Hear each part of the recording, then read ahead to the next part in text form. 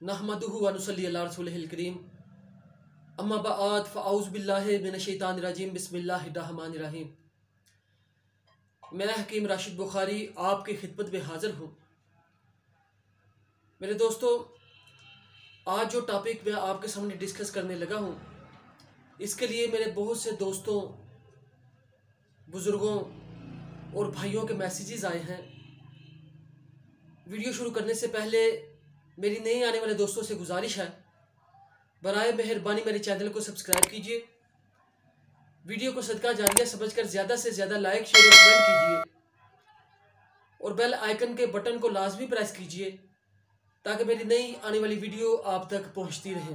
मेरे दोस्तों, आज जो मैं टॉपिक आपके सामने डिस्कस करने जा रहा हूं, वो सर्दियों के मौसम में पेशाब की ज़्यादती है, पेशाब की कसरत है। मेरे बहुत से भाई, दोस्तों और बुज़ुर्गों के मैसेजेस आए हैं कि सर्दियों के मौसम में अक्सर व बेशतर हमें ये प्रॉब्लम होती है कि हमें बार बार पेशाब आता है और सर्दी की वजह से जब हम बिस्तर या रज़ाई के अंदर से उठते हैं तो हमें बहुत ज़्यादा तकलीफ़ और दिक्कत होती है। मेरे दोस्तों, डायबिटिक पेशेंट का बार बार पेशाब आना तो समझ में आता है कि उन्हें शुगर की वजह से आता है। लबलबा जब इंसुलिन नहीं बनाता, गुर्दों और मसाने की गिरिप कमज़ोर होने की वजह से बार बार पेशाब आता है। लेकिन जो सेहतमंद अफराद हैं, उन्हें सर्दियों के मौसम में इसके बावजूद कि उन्हें शुगर नहीं होती, वो डायबिटिक पेशेंट नहीं है, बार बार पेशाब क्यों आता है? इसकी क्या वजह है? मेरे दोस्तों, गर्मियों के मौसम में जब हम पानी बहुत ज़्यादा कसरत से पीते हैं तो गर्मी की वजह से पानी हमारी जिल्द के अंदर से पसीने की शक्ल में बखरात बन के खारिज हो जाता है और हमें पेशाब करने की भी हाजत पेश नहीं आती। बहुत कम पेशाब आता है, पानी पेशाब के रास्ते से बहुत कम खारिज होता है।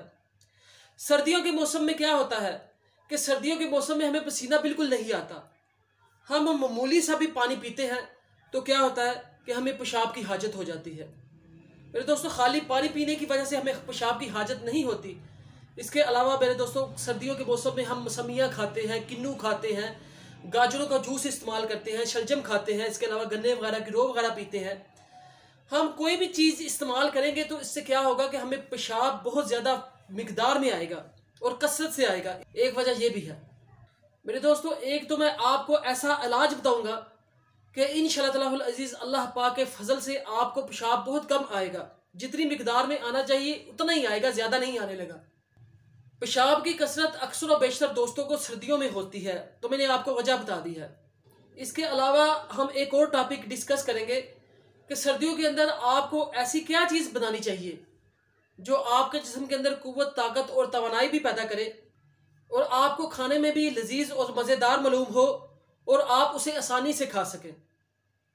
सर्दियों के मौसम में अक्सर और बेशतर हमारी माएँ बहनें घरों के अंदर पजीरी, कोई गज़ा या ऐसी चीज़ बनाती हैं जो बच्चे खुश होकर भी खा लें और उससे उनकी ग्रोथ भी हो। वो ना सिर्फ गज़ा बच्चों के लिए बनाती हैं, वो बुज़ुर्गों के लिए, नौजवानों के लिए।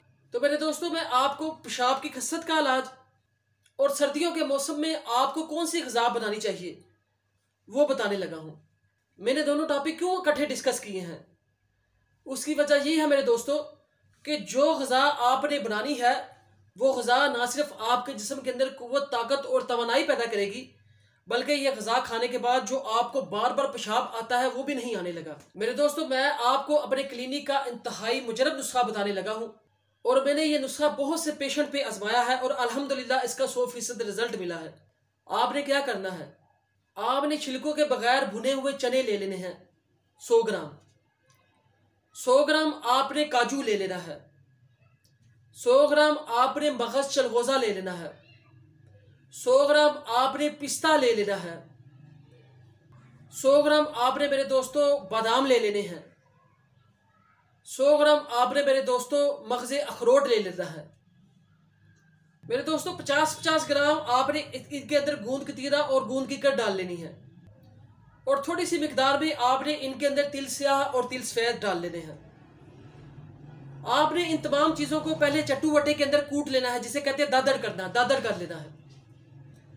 दादर करने के बाद आपने क्या करना है, आपने ये आपके पास एक सूफ तैयार हो जाएगा।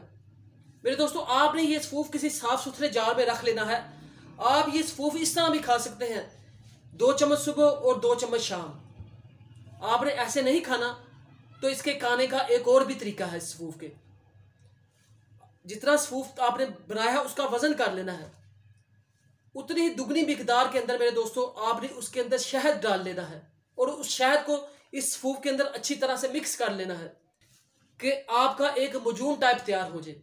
मेरे दोस्तों, इसके भी आपने 2 चम्मच सुबह और 2 चम्मच शाम 2 टाइम इस्तेमाल करने हैं गर्म कोसे दूध के साथ। और आपने क्या करना है, उस दूध के अंदर 2 अदद लौंग डाल लेनी है। यानी कि अगर 1 गिलास दूध का है उसके अंदर 2 या 3 अदद आपने लौंग डाल लेनी है और उस लौंग वाले दूध के साथ आपने ये सफूफ खाना है। इसके अलावा मेरी जो बहनें घरों के अंदर पजीरी वगैरह बनाती हैं या गज़ा बनाती हैं, उन्होंने क्या करना है, उन्होंने ये तमाम चीज़ें देसी घी के अंदर भून लेनी है। बेशक इन्हें ग्राइंडर के अंदर पीस के भून लीजिए, बेशक आप इन्हें साबुत भून लीजिए, भून के आप इन्हें ग्राइंडर कर लें। भूनना आपने देसी घी के अंदर है। देसी घी के अंदर भून के आपने क्या करना है, आपने हस्बे ज़ायका इसके अंदर गुड़ डाल देना है या शक्कर डाल देनी है। और इसके बाद आपने अगर 100 ग्राम सफूफ लिया है, आपने अगर आधा किलो है तो आधा किलो के अंदर आपने 5 या 6 देसी अंडे डाल लेने हैं। मेरे दोस्तों, अगर आपका सफूफ 1 किलो तैयार हो गया तो मेरे दोस्तों उसके अंदर 8 या 10 अंडे कर लीजिए देसी। आपने उन्हें भून के अच्छी तरह से तैयार कर लेना है। इसके अंदर गुड़ या शक्कर डाल लेनी है। ये आपकी पजीरी टाइप बन जाएगी, गज़ा बन जाएगी और बड़ी जायकेदार बनेगी। और बच्चे, बुजुर्ग, खवातीन, बच्चियां बड़ी खुश होकर खाएंगी। मेरे दोस्तों, अब इस गज़ा के फायदे क्या हैं? ये ना सिर्फ आपके जिस्म के अंदर कुव्वत, ताकत और तवानाई पैदा करेगी मेरे दोस्तों, बल्कि मेरे वो भाई जवान और बुजुर्ग जिन्हें सर्दियों के मौसम में बार बार पेशाब की शिकायत होती है, तो वो इस शिकायत से भी छुटकारा हासिल कर लेंगे इंशाअल्लाह अज़ीज़। अल्लाह पाक के फजल से आपने 2 चम्मच सुबह और 2 चम्मच शाम 2 टाइम इस्तेमाल करने हैं। ये इस्तेमाल करके देखिएगा। अगर आप सुबह को पेशाब करते हैं तो दोपहर को आएगा, अगर आप दोपहर को करते हैं तो शाम को आपको पेशाब आएगा, या दिन में जिस रूटीन के साथ आपको पेशाब आता है उसी रूटीन के साथ आएगा। मेरे वो भाई और बहनें जो घरों में काम कर करके थक जाती हैं, उनके लिए ये गज़ा बड़ी अहमियत की हमल है, उनके लिए ये गज़ा बड़ी फ़ायदेमंद है। मेरी वो बहनें जिनका डिलीवरी केस हुआ है और उन्हें कमज़ोरी हो गई है, उनके लिए भी ये गज़ा बड़ी फ़ायदेमंद है। उनके जिस्म में ना सिर्फ कुव्वत, ताकत और तवानाई पैदा करेगी बल्कि उनकी जिस्मानी कुव्वत और ताकत को भी बहाल कर देगी ये गज़ा। ऐसे शादीशुदा अफराद जिनके जिस्म में जिस्मानी कमज़ोरी और थकावट की शिकायत रहती है, वो ये गज़ा इस्तेमाल करेंगे तो उन्हें भी ये बहुत ज़्यादा फ़ायदा करेगी। ऐसी बच्चियाँ जिनकी बनाई दिन बर दिन कमज़ोर होती जा रही है, जिन्हें दिमागी कमज़ोरी है, दिमाग से शाई शाई की आवाज़ें आती हैं, मेरे भाई और दोस्त अहबाब जिन्हें चक्कर आते हैं, कमज़ोरी की वजह से चला नहीं जाता, हाफजा कमज़ोर है, स्टूडेंट जिन्हें सबक याद नहीं होता, बार बार सबक याद करते हैं लेकिन भूल जाते हैं, उनके लिए ये गज़ा बड़ी फ़ायदेमंद है। मेरी वो माएँ, बहनें और बुज़ुर्ग जिनके घुटनों में खला हो जाता है, जिनको मोहरों की तकलीफ़ हो जाती है, जिनको आर्थराइटिस का मर्ज़ है, उनके लिए ये गज़ा बड़ी फ़ायदेमंद है।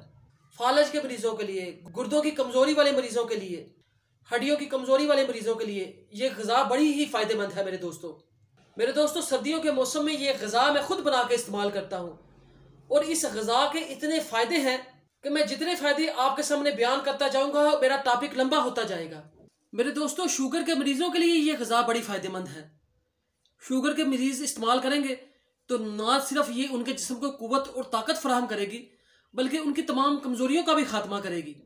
बस शुगर के पेशेंट क्या करें कि इसके अंदर शक्कर ना डालें, इसका सिंपली सफूफ तैयार कर लें, इसके अंदर कोई चीज़ भी ना डालें, इसके अंदर ना चीनी डालें, ना शक्कर डालें, ना गुड़ डालें, ना शहद डालें, कोई भी चीज़ ना डालें, इसे सिंपली तैयार कर लें इसका सफूफ और 2 चम्मच सुबह और 2 चम्मच शाम इस्तेमाल करें।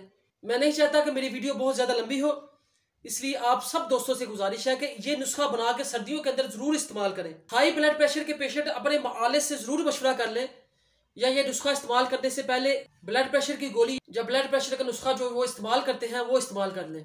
मेरे दोस्तों, आज मैंने आपके सामने सर्दियों का बेहतरीन नुस्खा पेश किया है। ऐसी ही अच्छी वीडियो के लिए मेरे चैनल को सब्सक्राइब कीजिए। मेरी अल्लाह पाक से दुआ है अल्लाह पाक आपको शिफाए कामला आजला अता फरमाए। मेरी अल्लाह पाक से दुआ है अल्लाह पाक आपको आसानियाँ अता फरमाए और आसानियाँ तकसीम करने का शर्फ अता फरमाए। वमा अलैना इल्लल बलागुल मुबीन।